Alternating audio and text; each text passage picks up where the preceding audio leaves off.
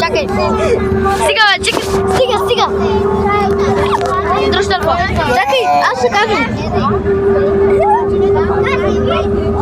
Чакай. Тошко е въоръжен. Кога става ям нож? Тук Тошко е въоръжен. Иска да си реже кебаба. Тук даже към този нож имам клещи. Клещите са свързани с ножът. По-скоро ножът е свързан с клещите. Ще ми го забия в гъжа. Ето нещо. Също така сме на екскурсия. Те, които гледат да Погледнете. си гъжа с кебаб. Бъфай! Погледнете. Стигай! Ето нещо. Нож. Имам и пилата. Не знам за какво са ми я сложили тук някаква пилата. Да си пилиш кебаба.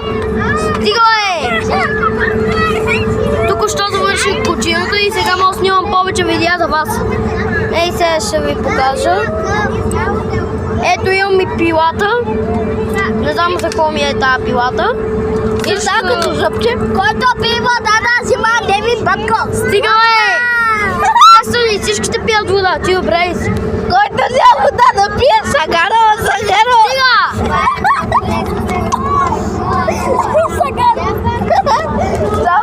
Извинете само за прекъсването. Ей, сега ще ви покажа.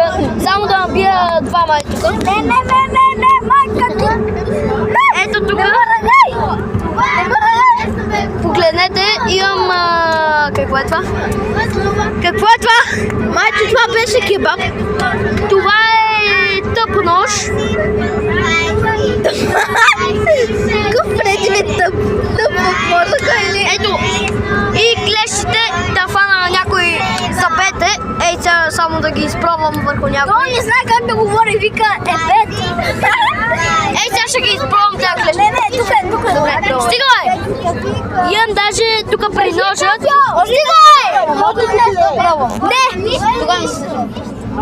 Имам даже тук при клещите, само да покажа отверка. Гледайте, имам и отверка. Игнорирайте Така че, чао от мен, абонирайте се за канала и дайте до нови срещи! лайк.